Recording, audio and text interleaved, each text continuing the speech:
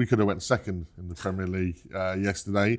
And we started off so well against Aston Villa that I was thinking, here we go. Yeah. Sunday afternoon, let's get it done. I'm on later on with Pards on the final word. It's going to be a great evening. But no, it finished 2-1 to Aston Villa. Let's start with you, Sonny. Overall feelings, a missed opportunity? I just feel like we get used to these sort of results, don't we? Because, you say there, we could have gone second, started off really strongly.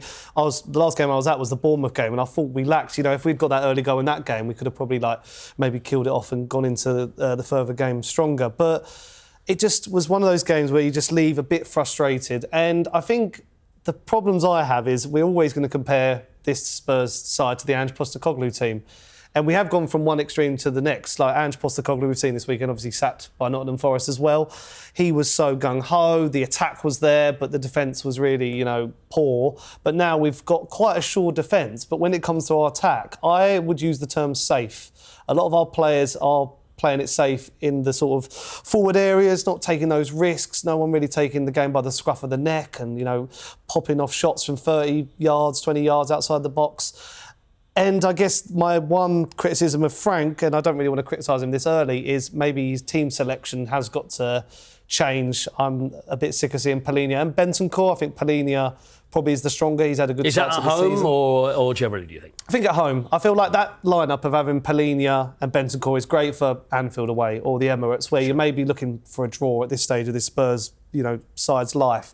But when you're at home against an Aston Villa side where you probably are going to have more of the ball, you need a progressive player, maybe a Sarr in there, a Bergvall, even just to, make stuff happen, some passing into those, attacking areas. Because even without Romero yesterday, we were just lacking so many of those punchy passes into the middle of the park. And that's where I think we just looked a bit stale and, a bit blunt going forward. Yeah, that brings me on nicely to speak to Paul. Romero, obviously someone that you've seen over the last few years at Tottenham Hotspur, the captain, obviously you've had engagements with him. Yep. Big miss if he's not playing. Yeah, it was, and it was only just it was after the warm up. Yeah, because I was told. Did you see anything? No, I didn't, because I was told. I was there pitch side, and then it was as he walked off. So they were all warming up as they usually do, and then he walked off down the tunnel, and then someone said in my ear, "Yeah, I don't know whether there's going to be a change. It looks like it's going to be a change." Then, can you make the announcement? He's not going to play. So how bad it is.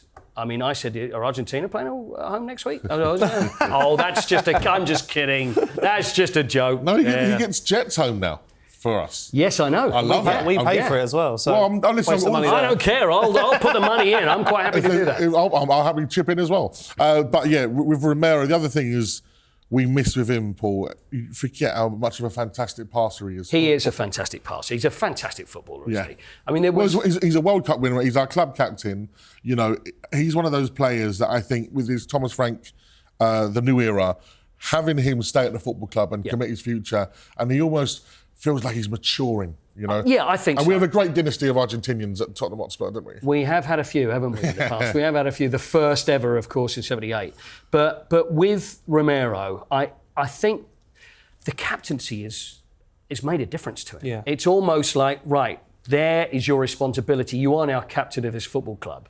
And he has almost puffed his chest. I mean, we know what he's like anyway, but we're not seeing those maybe rash challenges that we might have seen him on. He's acting like a captain to me. And he looks like someone that's really is enjoying being the captain of Tottenham Hotspur Football Club, which is what you want. Especially these days. When I speak to captains over the years and how different it is to be a captain compared to whether it be Danny Blanchflower and Stevie P and Gary Mabbott, they were not only the captains of the team, but they were the captains of the club. So it was something that... And let me give you an example. I'm sorry to go off piste here, but I remember we did an event, and this is quite a few years ago, and it was for the 84 team, and I think this is about 10, 11 years ago. And I remember there was all the team were there, and I was asking them all questions. And there was Steve Perryman was sitting in the front, of course, as the captain. And then I think it was Paul Miller and Mark Falco were sitting behind. Now, Paul Miller, started kicking the captain's chair, and Mark Falco went, "It's the skipper." And he went, "Do you know what I mean?" And it was, there's that respect is still there. And Tony Galvin, I remember doing a thing at White Hart Lane as well. And I said, Steve's in as well. He went, "Is he?"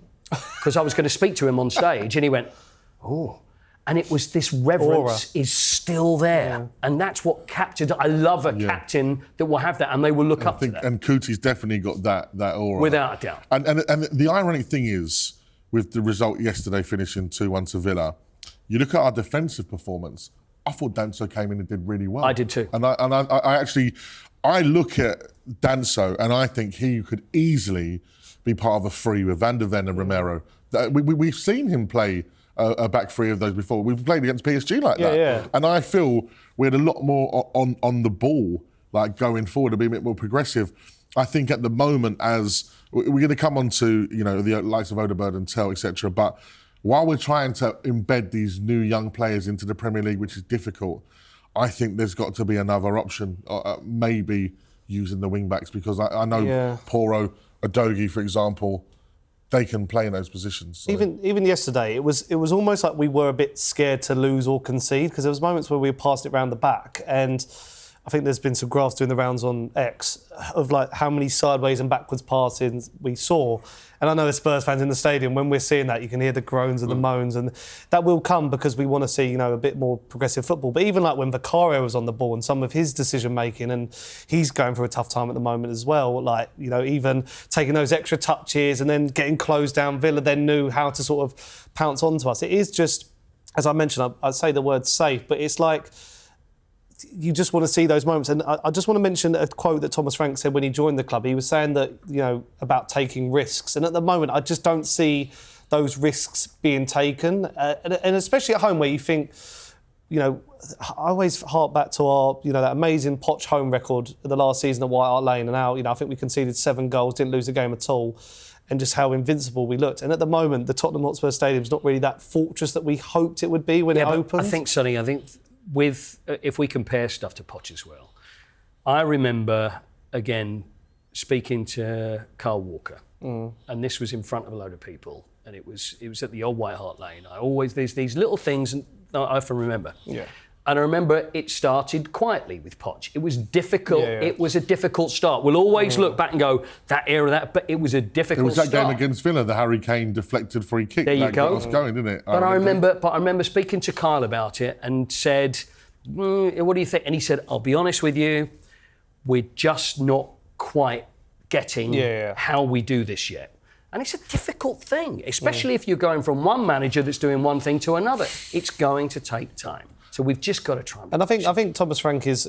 I'm a big fan of him and I'm glad he's our manager. I think he takes a lot from these defeats. He will go away, he'll look at the evidence and the videos and go, he'll know what to change. Like, he'll be the first person... He's getting the defence. The defence is the first thing. And that was the biggest thing to fix. So exactly, that and set pieces. And I know from someone that knows him, but that's it. Yeah. Let's get this defence sorted. Let's get these set pieces dealt with. And then because you can't all of a sudden go, right, everybody, when you do this, it's never going to work that way. So obviously we have a great start against Burnley. We've had some great results. At home, maybe not. And also we don't want a situation where we're going to have fans getting nervy. We don't want that because that will affect the players. And maybe and we don't want to be a situation where they're going away and think, you know what, we prefer to be away because you don't want to feel the nervousness. Yeah. And when you're on the pitch, you can feel every emotion that the fans feel. So just relax, we're going to be okay. Yeah, I think that's the thing. It's to take into context, this is a new process. And 100%, the thing I get when I look at Thomas Frank is his ability to adapt to change. We've seen him change in systems, etc. And again, like you said, he comes out in his press conferences very honest. There's this moments, look, we started off really well yesterday. If Kudus is a couple of inches back, you go 2-0 up and it's all different. Bits of quality yesterday from Aston Villa. We've got to touch on that quickly because Rodgers is someone that, for me, Spurs should be going to break the bank and try and buy someone like that because that's a Premier League made, going to be an England international. This is someone that we're talking about maybe keeping Jude Bellingham out of the England team. That's how good he is, right? Yeah. And then you look at the second goal as well. Just really simple but effectively beautiful football. A great ball from Matty Cash over, the touch. And then the goal as well is incredible. And as Thomas says, you try that again the next 3 matches, those don't come off. Yeah. So it's just those moments. So I think there's been I think it'd be interesting to see your reaction to this, Paul, because of course I'm sure loads of fans come up to you when you're out and about. I just feel like the last, and it comes from post-Poch, because we had Poch for such a long time. Then we went into how many different managers over a period of time. Yeah. Everything feels like a knee-jerk reaction at the moment, and everything's like, oh my God, like it's terrible. I saw so many positives yesterday. But I also see where we need to improve. Absolutely, and I'm sure they do as well. Yeah. I'm sure they do as well. It's just, I'm the same, and I'll go to the games, and it really affects me when we win and when we lose, and but next day I'm okay. Yeah. We're the next day now, so and then we can look at it a little more sensibly and think, don't worry. How many games are we in? 9? 8 or 9? We only had 2 losses. We would have, for crying out loud, if we'd have won yesterday, we would have gone second. We were 17th last year. Yes, I know that's another argument again. I don't want to stop. We're going to get into that all over again. But please no, it's caused me enough trouble before. But it's okay.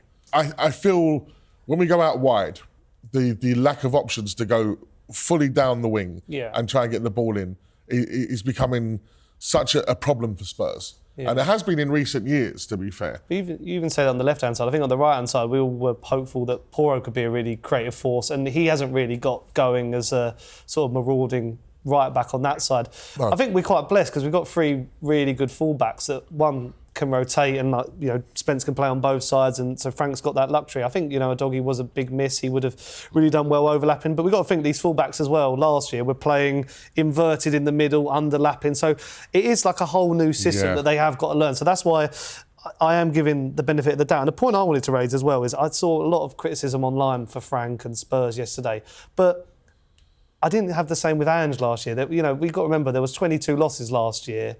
And I wasn't hearing that same sort of energy sometimes about we'd go a game 2-0 up against Brighton and lose 3-2. And that's why at the moment, I know maybe I've gone in a bit harsh here on Spurs yesterday, but I still see there's so much positivity, and Frank has had, it's such a big job. It's such a big job for him, and I see people saying he's a bit cowardly at home, and I think it's just really harsh, personally.